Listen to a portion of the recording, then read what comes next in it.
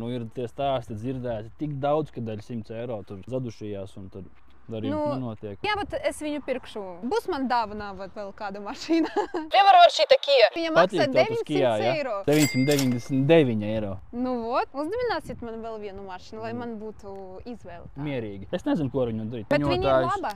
Nē, bet viņa arī nav slikta. Kā var būt laba mašīna par 999 eiro? Bet īstenībā cilvēki grib labas mašīnas par 999 eiro. Viņi nesaprot, ka nav tā.